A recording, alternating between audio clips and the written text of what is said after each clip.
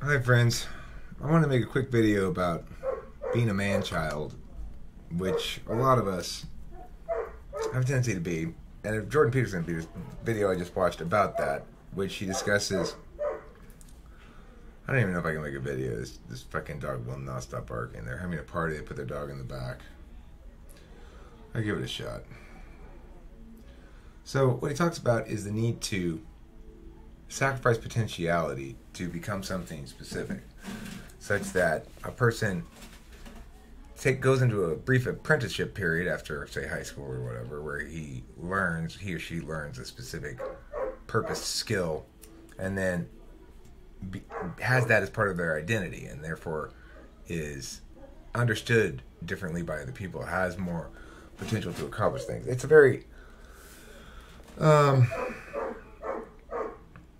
a very purpose-based understanding of self-experience and what one ought to do versus what one might naturally be inclined to do. He makes the good point that at 25, a slacker is, well, you're young and you're inexperienced. You don't have any experience in your resume. You've not really done anything. It's fine. We're okay with hiring a young person because we can train you and you got potential and we like you, whatever. That doesn't work at 35. Now your lack of experience just means you're a slug. And that 10 years happens really fast. So I didn't really quite understand that, but I think my parents did when I got out of college and got me a job in teaching special ed. My dad was in with the county and got me hired for that, and that was great. I mean, it was a good job for a while as a substitute special ed teacher. It was easy squeezy, decent money for subbing, and I could take days off when I felt like it. Eventually I got a full-time position in the same field, and eventually it started to just kill my soul.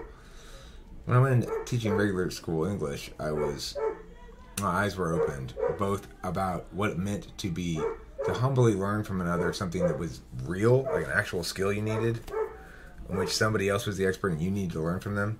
I really hadn't experienced a lot of that prior, and it took me a little while to get that through my head that that's what I was there to do.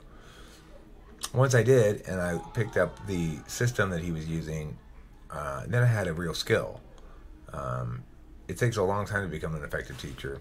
It involves a lot of different components. I mean, you've got to know what you're trying to accomplish. You got to manage a group efficiently and effectively, and you've got to have good personnel stuff. In other words, you got to have good classroom control. It's the most difficult thing to get a handle on. You got to be okay with not being liked. You got to remember you're not there to be their friends and stuff like that.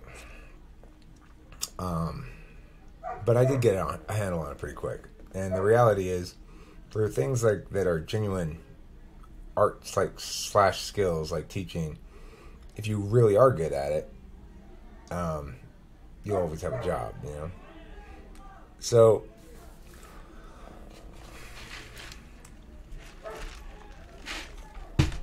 that's and that affords me legitimacy in some ways even now, right? It's like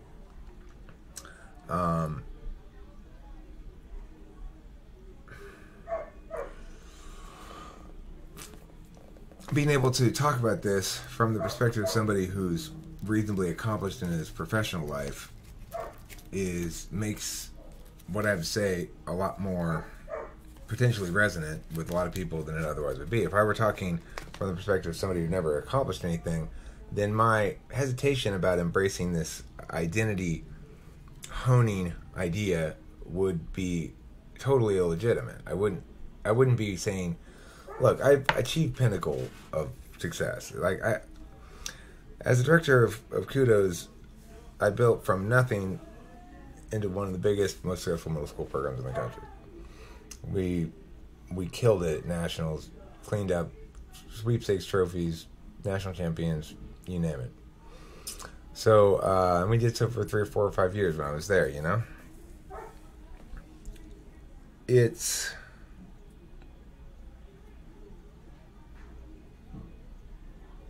ultimately not. I'm very glad I did that, and in large part because I can tell this story, and be taken seriously.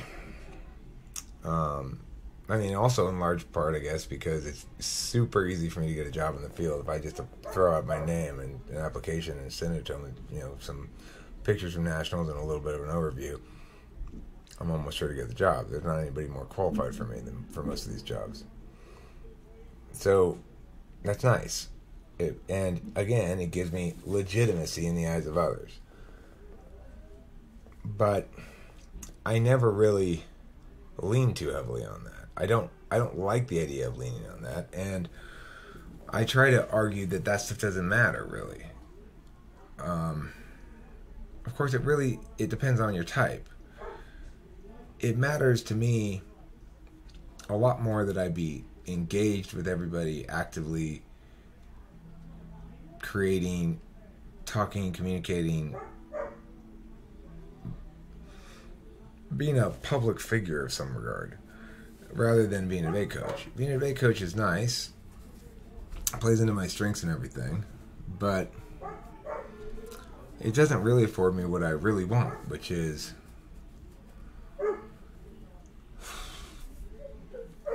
as successful a platform for voicing and expressing my thoughts as I can possibly attain. So, I'd like to be heard by everybody in the world about what I have to say about things.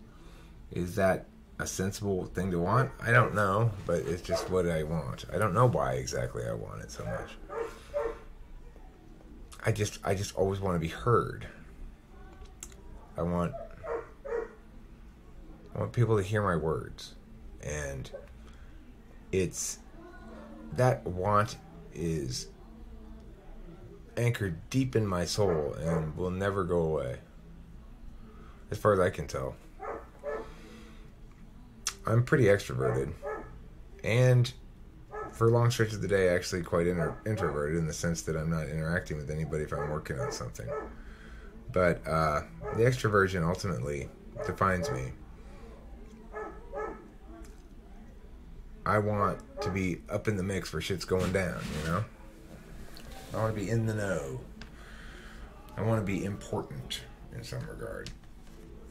Though I am disgusted by the notion of being Alpha Quadra, I don't like hierarchy at all. I have to be honest with myself too, and that's true. I do want to be important.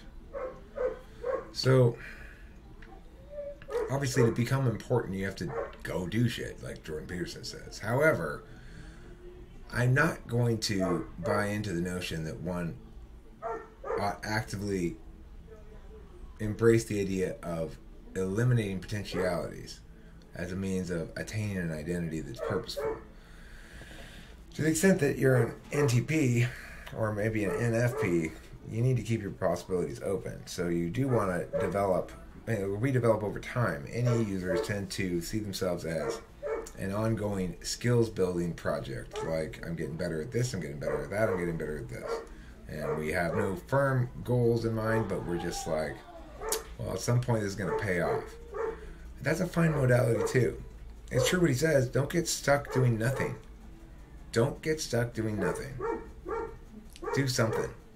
Even if it doesn't pay or something. If you're hitting that shit hard, whatever it is, writing poems or something, and doing your best to realize your work in that medium, then at least you're doing something, and you have something to build an identity around, like Jordan Peterson implied, didn't directly say. And it is important to have something to hang your self-esteem on, so to speak, especially if you're a male.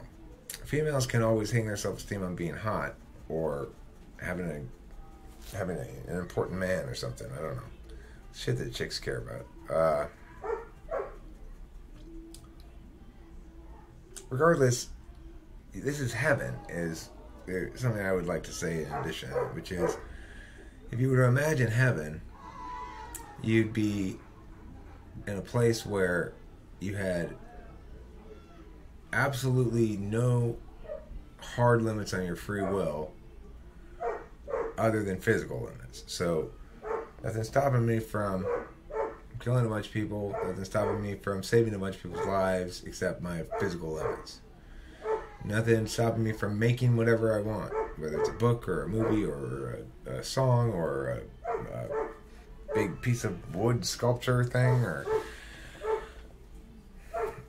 our will is almost limitless, and most of us are resource enabled enough to at least have some basic tools that we need to accomplish things, whether it's paper and a pencil or a laptop or having enough food to eat, shelter, that kind of stuff. Basics are taken care of. It's a matter of, are we fearless enough and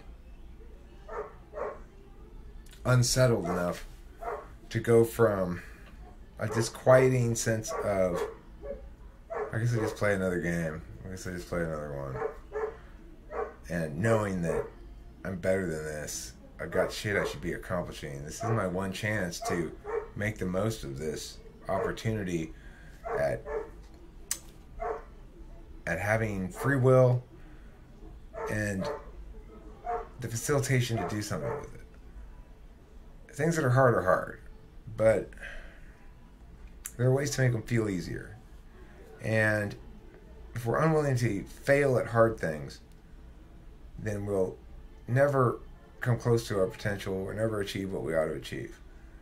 If I had one rule for life, it's go ahead and fail at the hard things. Go ahead and fail at them. Don't expect to succeed. Respect that failing at the hard things is one of the best things you can possibly do. It teaches you more about yourself and life and other people than anything else you can do. You go and you say, well, I want to make the Olympics in swimming or something. And you get to the Olympic qualifying and you don't quite make it. So much better than not having tried. Infinitely better. Now you've got a foundation on which to build. You know that life's about failure more than anything else. And it's just a matter of how we want to frame it. Jordan Peterson uses the word frame in that video as well. He says, you got to pick a frame. Well, you got to pick a meta frame too. And so it's really a choice between making lemonade or squeezing lemons into your eyes. And there's very little good purpose to squeezing lemons in your own eyes.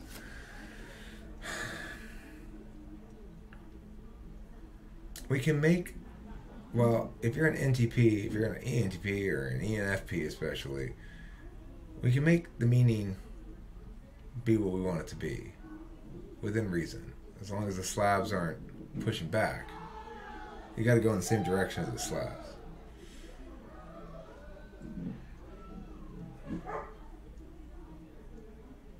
Everything can be a learning experience. Everything can be a growth experience, provided it involves some sort of risk. Doing something always involves some risk. Putting it off, procrastinating, feeling bad about yourself for not doing it, those things, you don't try to make yourself do shit you don't want to do. Find something that sounds fun but you feel daunted by, that's too much I'm never going to get that far. Just start it. And be okay with quitting after a paragraph of writing this book you plan or whatever. Set it aside. Consider it a success. Now, you're not narrowing the way Jordan Peterson says. You're not saying, okay, that's it. I'm going to stop writing poetry. I'm only going to focus on fiction stories now, and that way I'll be a better, more successful writer. He's not saying that. He's saying that. I'm saying, don't do that. Let yourself try and fail at as many things as you feel like, if you're an NTP or an NFP. This dog is crazy. He's...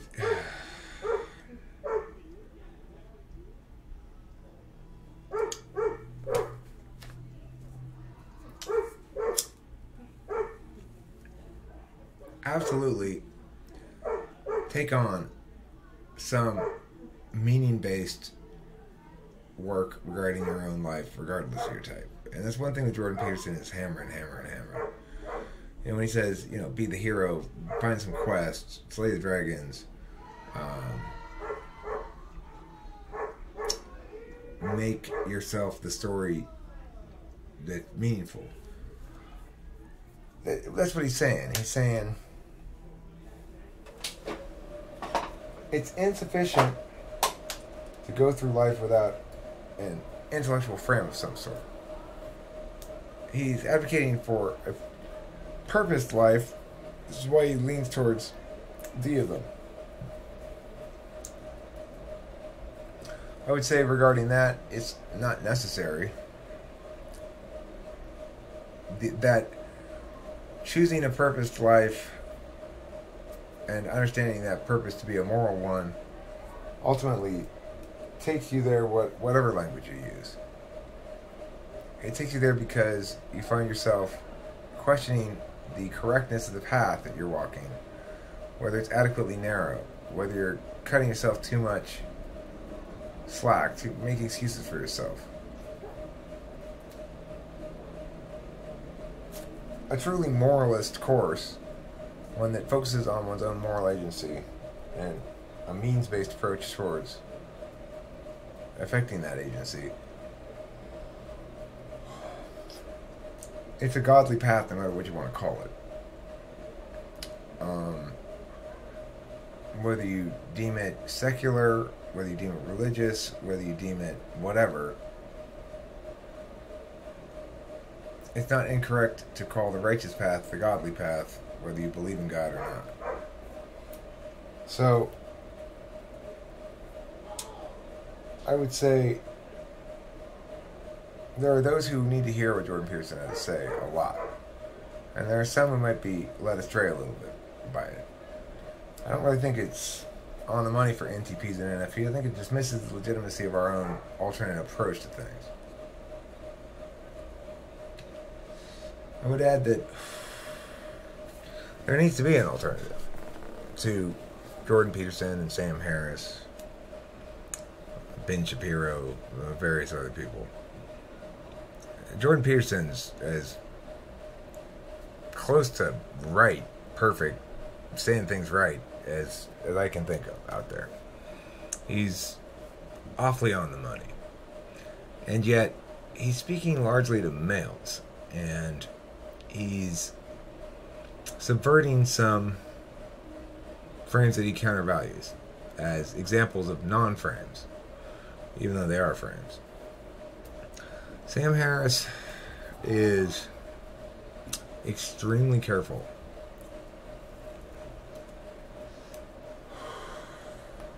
both with the FE and with the TI. Ben Shapiro is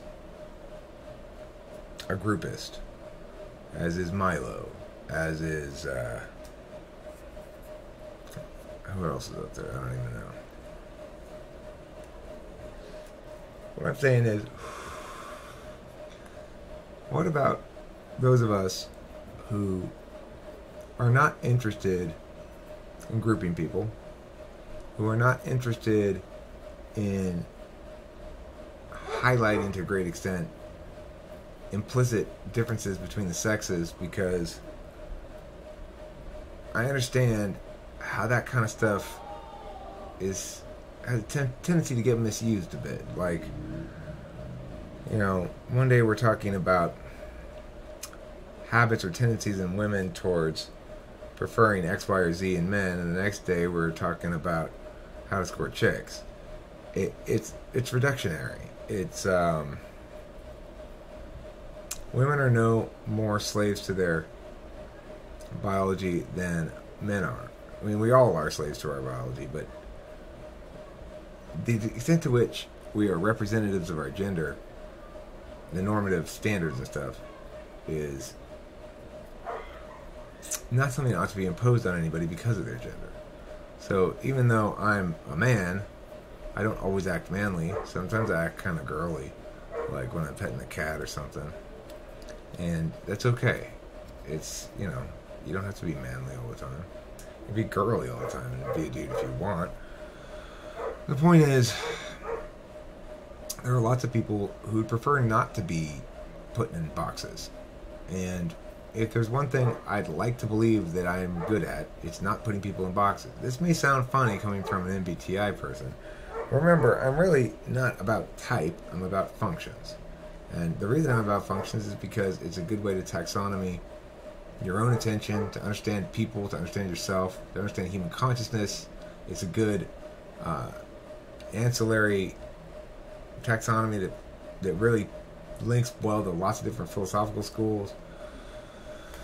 It helps me to just generally taxonomy ideas as a whole, understanding them, because at the very least, MBTI puts focus back on the illocutionary aspect, the fact that it begins with an observer paying attention to something, and it doesn't happen in a vacuum. So there's lots of reasons why I like cognitive function model, and it's also true that I don't like to put people into boxes, including type. Yes, darling. Now it's fine to type somebody, box them and say you are an INFP or whatever. But what's not fine is to then go, and therefore you can and can't do these things. That's never okay. So, I don't like to limit other people's potentiality. I function as an alternative. I'm coming, darling. Just give me a second. Just finishing up this real quick. I'm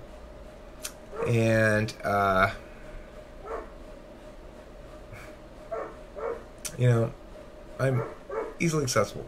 You're welcome to come talk to me anytime. You can send me an email, suartsire@gmail.com. It's Eric Strauss backwards. SSUARTSCIRE@gmail.com. And thanks for watching. Don't forget to eat plenty of see what Kimberly wants brand cheese.